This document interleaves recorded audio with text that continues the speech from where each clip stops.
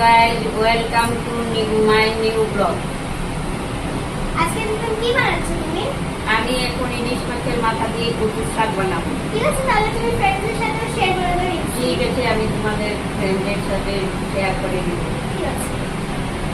এখন আমি শুকনা লঙ্কা একটা দিয়ে দিচ্ছি, তারপরে দিচ্ছি তেজপাতা।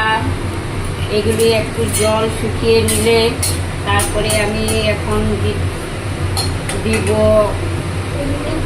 পরিমাণ মতন একটু সর্ষের তেল।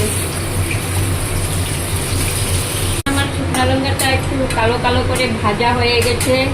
এখন আমি দিয়ে দিব এর ভিতরে একটু মেথি, তারপরে একটু সাদা জিরা, একটু কালা জিরা। এগুলি দিলে আমার কচু শাকটা স্মেলটা খুব সুন্দর আসবে।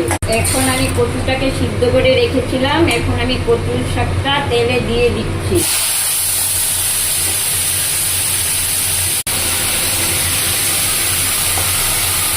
ইলিশ মাছের মাথাটা আমি ভেজে রেখে দিয়েছিলাম, এখন আমি কচু শাকের সঙ্গে মিক্স করে দিচ্ছি। সঙ্গে আমি একটু হলুদের গুঁড়ো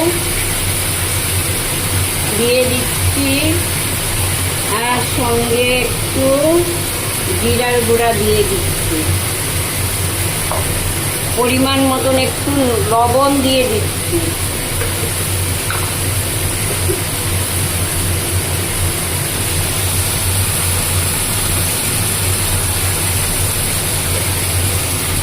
দুটা কাঁচা লঙ্কা থেতো করে রেখেছিলাম, কাঁচা লঙ্কাটা দিয়ে দিচ্ছি।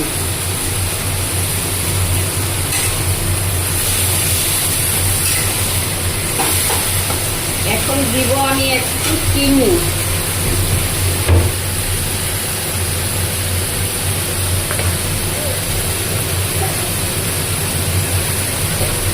চিনিটা দিলে শাকটার টেস্টটা অনেক বেড়ে যাবে।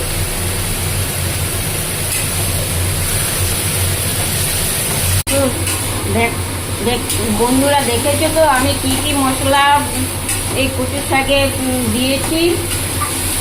এখন আমি এটাকে গ্যাসে বানাচ্ছি, বানিয়ে তোমাদেরকে শেয়ার করব।